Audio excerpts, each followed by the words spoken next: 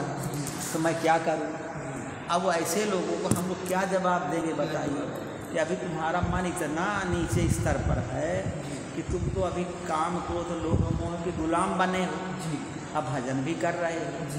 तो जब भजन कर रहे हो अब मन के गुलाम भी बने हो, मन के अंडर में कार्य कर रहे हो, तो तुम्हारा भजन करवाएगा भी और तुमको पीछे भी लगन भी लगाए रहेगा, लेकिन उसकी ग्रेविटी को पार करके तुम्हारी हिम्मत नहीं कभी कहीं जाओ और तुम्हारा भजन सही हो जाए।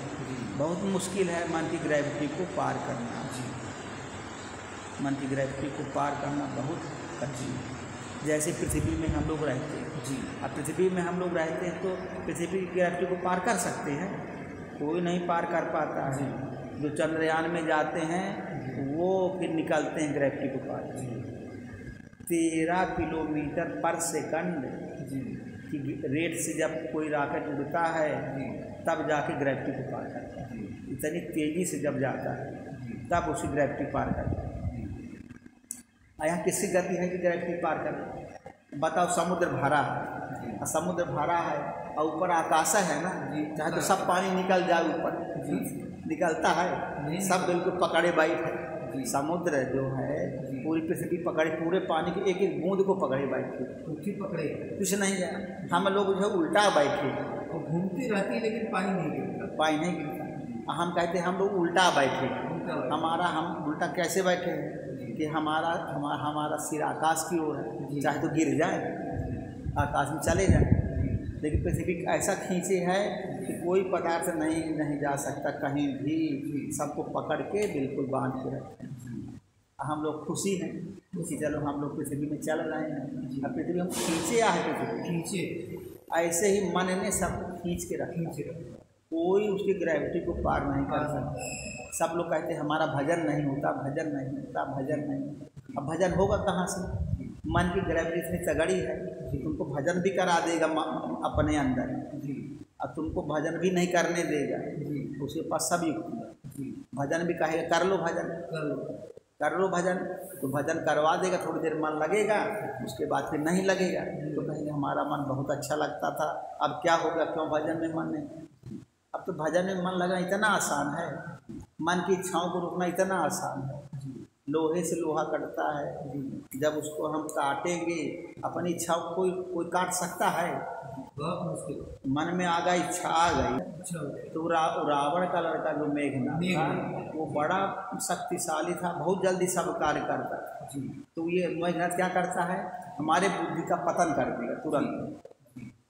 मोने विज्ञान धाम कहाँ करत निमिष माह छोड़, एक सेकंड के अंदर बुद्धि को परिवर्तित कर दे, उसको कोई सोचना नहीं पड़ता, पागल कर देता, और आदमी बुरा से बुरा कर्म कर बैठता।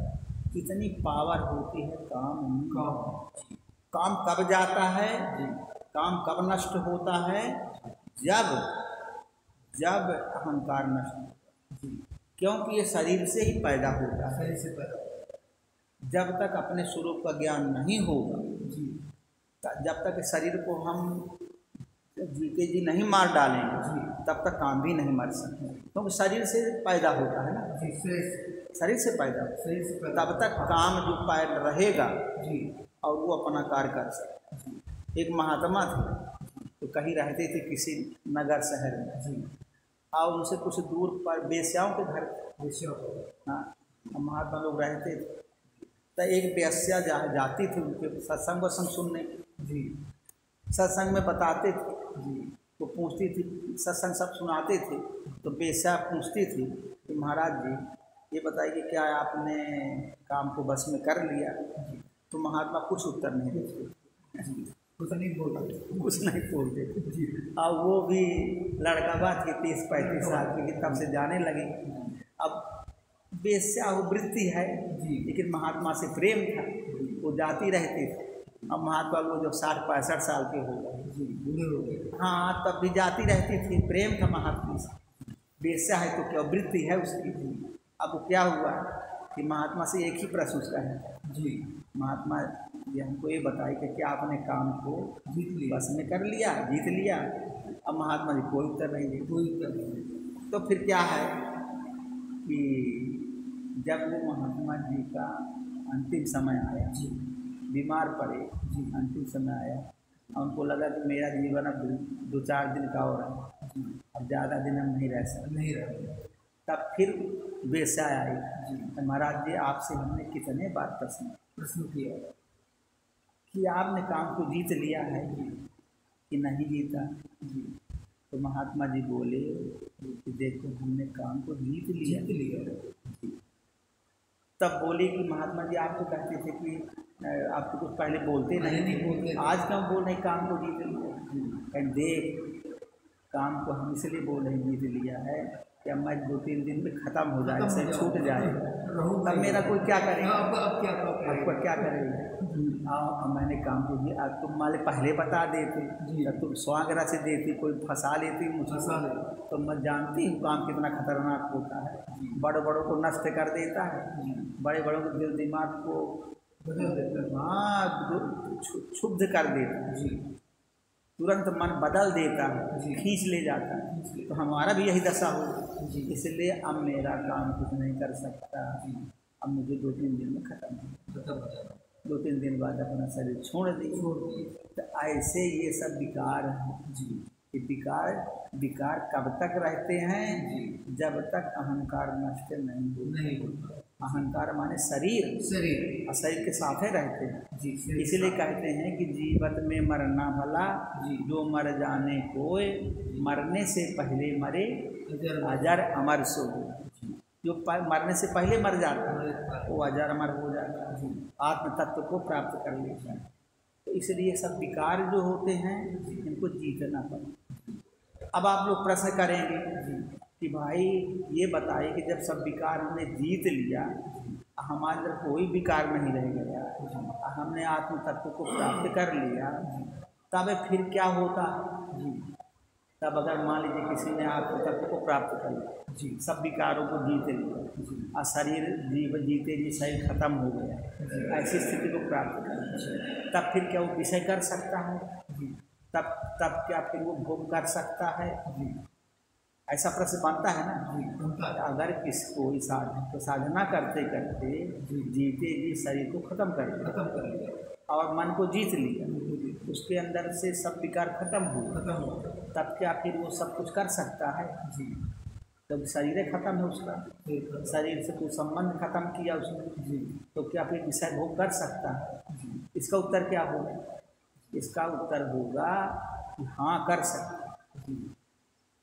क्यों कर सकता है, क्योंकि उसने जीते जी शरीर के सभी विकारों को नष्ट कर दिया। अब विकार जो उसके अंदर आएंगे वो मन के कहने से नहीं आएंगे। यदि विकार आएंगे तो आत्मा के प्रेरणा से आएंगे, आत्मा की प्रेरणा से, भगवान के आत्मा की प्रेरणा से। जो आत्मा की प्रेरणा से होंगे तो फिर आत्मा उसका गाइडेंस करेगा, कारण बताएगा कि भाई क्यों हुआ। उसके अंदर जो भी विकार आएगा, काम आएगा, क्रोध आएगा, लोभ आएगा, मोह आएगा, मद आएगा, मत्सर आएगा, तो अपने इस शरीर के लिए नहीं आएगा, दूसरे के लिए होगा, दूसरे के कल्याण के लिए होगा। अब व्यास जी के लड़का पैदा हुए सुखदेव, उनके लिए पैदा हुए, इस संसार का कल्याण, संसार की। तो हमारे जितने ऋषि मुनि हुए जिनकी हम लोग संतान हैं, वो किसके लिए किए, किसके लिए किए। पुला है पुलस्त, और जो है वशिष्ठ, याज्ञवल्क्य, भरद्वाज, जिनके ऋषि मुनि बड़े, वामदेव, जितने ऋषि मुनि हुए, किसके लिए कार्य। वो सब परमात्मा को प्राप्त करके और फिर संसार के कार्यों को भी करते थे, इसलिए कि संसार में धर्म की स्थापना करनी है, संसार में धर्म को रखना है, और सिद्धांत बनाते थे, बड़े बड़े वेदांत लिखते थे, चाहे स्त्री हो चाहे पुरुष, सब बड़े बड़े महत्वपूर्ण कार्य किए, उन्हीं की हम लोग संतान, उन्हीं मूल्यों पर हमारा हिंदू धर्म बना। आज भी उसकी जड़ें इतनी गहरी हैं कि आदमी देखिए, आदमी उससे बार बार निकल के बाहर जाता है और फिर कहता है कि नहीं, अपना धर्म से बड़ा कोई धर्म, अपने धर्म से महान कोई धर्म नहीं। तो इसलिए मनुष्य कर सकता है जी कर सकता है जी। अब उसकी स्वेच्छा है, करे ना करे जी तो अगर किसी ने परमात्मा को प्राप्त कर लिया तो परमात्मा का आदेश देता है कि तुम कर सकते। कई महात्मा लोग हुए, जैसे अपने अभी कबीर दास जी थे, गृहस्थ ही थे जी। कबीर दास जी गृहस्थ रहे ना जी। कमाल लड़का कमाल लड़का है जी। और लोई लड़की थी, लड़की भी थी, लोई पत्नी थी सर, लोई पत्नी थी, और कमाली थी। नानक जी गृहस्थ ही थे जी। नानक जी भी गृहस्थ ही थे जी। घर में रहते थे। जी। उनकी पत्नी थी, उनके लड़के का नाम था चंद, कौन चंद जी। कोई चंद नाम था जी। तो वो लड़का जब पैदा हुआ तो लड़का बड़ा बैरागवान निकला। जी। तो लड़के ने कहा पिता से कि पिताजी आप सही महात्मा नहीं हो। जी। पिताजी ने कहा क्यों? बोले कि आप बताइए महात्माओं के लक्षण होते कि घर गृहस्थी में नहीं रहना चाहिए जी, और पत्नी रखे हैं, परिवार में रहते हैं, आपके अंदर बैराग्य कोई लक्षण नहीं है तो आप महात्मा कैसे हैं? जी कहीं बेटा तुम अभी सब बात नहीं समझोगे, अब सब बात नहीं समझोगे। महात्मा घर में गृहस्थी में भी हो सकता है, जो परमात्मा को प्राप्त कर लो महात्मा है। तो मैंने घर में रह करके ही परमात्मा को प्राप्त कर लिया, इसलिए मुझे कोई दिक्कत नहीं, मैं परमात्मा को जान गया। तो श्रीचंद नहीं माना, श्रीचंद बोले कि मैं नहीं मानता आपको मारी। जब कोई भभूति लगाए रहे, जब कोई जो है त्रिशूल लिए रहे, जंग लिए रहे, अलगोटी पहने रहे और जो है वो जटा जूट रखे, त्याग से रहे, वो महात्मा। आप कैसे महात्मा हैं? कपड़ा उन्हा सब पहरे हैं, घर में खाट से रहते हैं, अब भगवान का भजन पता नहीं करते कि नहीं करते, क्या करते। तो वो नानक जी बहुत समझ रहे और नहीं माने, वो भाग गए घर से, बोले मैं घर में नहीं रहूँगा, रह ही नहीं सकता।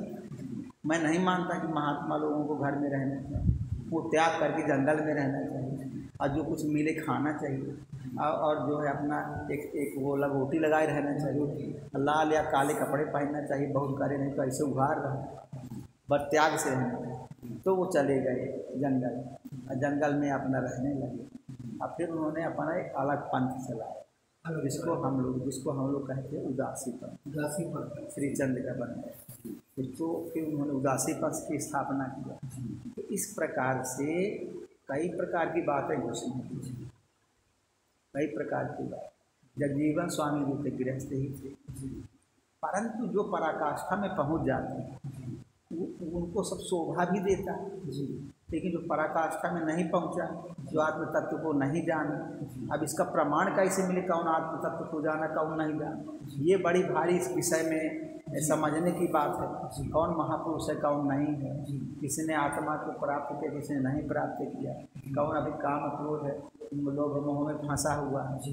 तो बहुतेरे जो है गीदड़ भी शेर की खाल पहन लेते, गीदड़ जो होता है वो शेर की खाल वो लोगों को डरवाने के लिए पहन लेता है कि मैं भी शेर हूँ। अब शेर है नहीं है, गीदड़ अंदर से, लेकिन वो भी शेर की खाल पहन लेता है। तो इसमें जो है बड़ी भारी भ्रांति है। सही महात्मा को समझना बहुत मुश्किल होगा, कौन महात्मा कौन नहीं। इसलिए ये ज्ञान जो है बहुत गुप्त है, आदमी नहीं समझ पाता। ये सब इसमें विशेषता है। आदमी सब लोग चाहते हैं कि मैं भी महात्मा हूँ, मैं भी महात्मा के ऊपर कोई उस टाइम तक तो लगा नहीं रहता, तो सब कोई सोचता मैं भी महात्मा हूँ। तो ये सब बीमारी इसके अंदर आ जाती है। तो हम लोग पढ़ रहे थे अभी कि कैसे राक्षसों का प्रभाव, राक्षसों का प्रभाव बढ़ जाता है। आजकल जो है 99.9% प्रभाव बढ़ गया राक्षसी वृत्तियों, राक्षसों का प्रभाव मतलब राक्षसी वृत्तियों का प्रभाव। अब कोई न यज्ञ मानता, न धर्म मानता, न तप मानता, न ज्ञान मानता। और जो स्कूलों कॉलेजों में पढ़ाई होती है जी वो केवल वाणी तक रहता है, जी बस स्मृति तक रहती, बस याद कर लिए, सब प्रकार के सूत्र बोलने लगे जी वेद वेदांत के, और बड़े विद्वान बन गए, लेकिन अंदर कुछ भी नहीं है, अंदर कुछ भी उसका प्रैक्टिकल है ही नहीं है। प्रैक्टिकल नहीं है। जब प्रैक्टिकल नहीं है तो उसको कैसे लोग अपने जीवन में उतार पाएंगे जी कैसे उसको समझ पाएंगे जी तो प्रैक्टिकल विषय है, अपने अंतःकरण को बदलना है, तो ये सब बातें उसमें आ जाती हैं। जी योग जब योग विरागा तप मख भागा श्रवण सुनई दस शीर्षा जी आपुन उठ धावई रह न पावई धरि सब भालई शीर्षा जी अस भ्रष्ट अचारा भा संसारा धर्म सुनिय नहीं काना जी ते बहुविधि त्रासई दे निकासई जो कह वेद किया। जी जप योग वैराग तप और यज्ञ में देवताओं की भाग पाने की बात रावण कहीं कानों से सुन पाता जी तो उसी समय स्वयं उठ दौड़ता। जी तो रावण कैसा था जी कि कहीं भी अगर जप योग वैराग तप यज्ञ आदि देवताओं का जो भाग है जी वो पाने की बात कोई कहता कि भाई देवताओं की हम पूजा करते हैं, देवताओं को वो हम मानते हैं, उससे वो नाराज हो जाए। जी मोह क्या कहता है, मोह कहता है कि सब कुछ मेरा है, जी सब मेरा। सब मोह आजकल आदमी 24 घंटे जी इसी में लगा हुआ, जी मोह ने सब जगह कब्जा किया। जी कैसे पैसा कमाऊं, कैसे मैं धनी बनूं, कैसे मैं बड़ा बन जाऊं, कैसे मैं मुझे सब सुख सुविधाएं प्राप्त हो जाएं।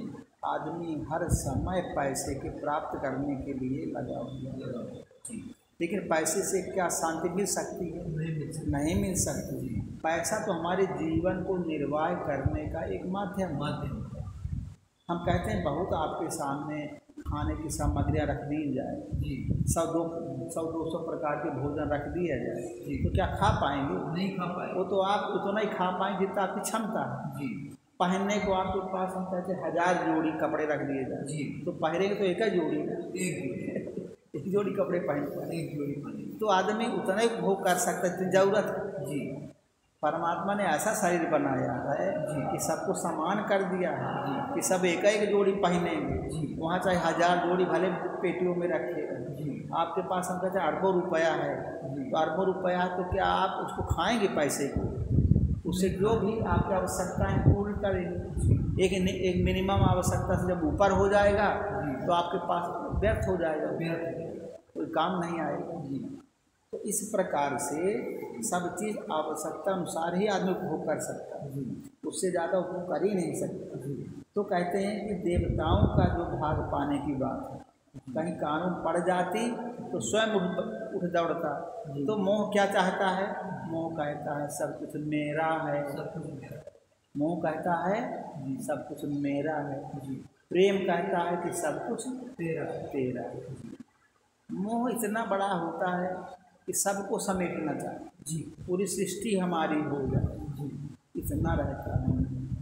कई महात्मा लोग 100-100 200 आश्रम बनाए, हर गांव-गांव में आश्रम बना लेते, हर जिले में, शहर में, गांव में, सब जगह आश्रम बनाए। तो बना लो, क्या होगा बनाने से? प्रचार प्रसार चाहते हैं, हमारा प्रचार प्रसार हो जाए, लेकिन अगर उनका अंतःकरण नहीं बदला तो प्रचार प्रसार करने से होगा कोई लाभ नहीं होगा। तो इसलिए ज़रूरत क्या है कि हमारे अंतःकरण को, अपने अंतःकरण को बदलना चाहिए। हमारे अंतःकरण में समझें क्या हो रहा है। हमारी वृत्तियाँ राक्षसी वृत्तियों की ओर जा रही हैं, विजातीय गुणों की ओर जा रही हैं कि सजातीय गुणों की ओर जा रही हैं, ये जरूरी है, इम्पोर्टेंट काम। तो जहाँ रावण का राज्य है वहाँ वो किसी को खुश नहीं करने दे, सजातीय वृत्तियों को रोक देता है। और यही आजकल आश्रमों में भी हो रहा है कि आश्रमों में भी लोग कोई भी कदम उठाते हैं उसके पहले उसके अंदर स्वार्थ घुस जाता है कि हमें आदमी खिला रहे हैं, इसका बदला देगा कि नहीं देगा। उनके मन में आता है कि किसी को भी एक रोटी नहीं देना चाहिए, अगर देते हैं उसके पीछे भी स्वार्थ लगा। स्वार्थ तो कैसे, तो रावण हर जगह दौड़ चला जाता है कि पहले मोह घुस जाता है अंदर कि हमें लाभ होगा कि नहीं होगा। लाभ, पहले आदमी लाभ सोचता है लाभ कि हम ऐसा करेंगे तो हम इससे लाभ हो। अब कोई भूखा प्यासा आ जाए तो सब उसे दे दो क्यों दे दे रोटी। ऐसे तमाम लोग घूमते रहते हैं, कोई फायदा नहीं देंगे। अब भूखा आदमी को रोटी दी जा सकती है, लेकिन जिसमें आदमी का स्वार्थ नहीं होता उसको आदमी नहीं खिलाता। और जिसको स्वार्थ होता है उसको आदमी सब परवरिश करेगा, कपड़ा भी देगा, भोजन भी देगा, प्यार भी करेगा कि वो आज नहीं तो कल काम आएगा हमारे, चाहे कल काम आवे चाहे ना आवे। इस प्रकार से मोह से ग्रसित हमारी संपूर्ण वृत्तियाँ बनती जा रही, सबके पीछे इच्छाएँ जुड़ी हुई। तो आपन उठ धावै रह न पावै धरि सब घालै खीसा। अस भ्रष्ट आचारा भा संसारा धर्म सुनिए नहीं पाना। ते बहुविधि त्रासै दे निकासै जो कह वेद पुराण। तो कुछ भी कहे, कुछ भी रहने नहीं पाता, वह सबको पकड़कर विध्वंस कर डालता था। संसार में ऐसा भ्रष्ट आचरण फैल गया कि धर्म तो कानों में भी सुनने में नहीं आता। जो कोई वेद और पुराण कहता उसको बहुत प्रकार से त्रास देता और देश से निकाल देता था। ऐसी स्थिति जो गोस्वामी जी ने 300-400 साल पहले बताई थी वो आज देखने में आ रही है। स्थिति गोस्वामी जी ने पहले सब चीज़ों को अनुभव कर लिया था कि आगे ऐसा समय आएगा, वेद पुराण सब धीरे धीरे धीरे धीरे आज नष्ट हो जाएंगे या कंदरों में छिप जाएंगे और हर जगह मोह का, काम का, क्रोध का, लोभ का सबका राज्य हो जाएगा। अब वो हम लोग देखते देखते हो गया।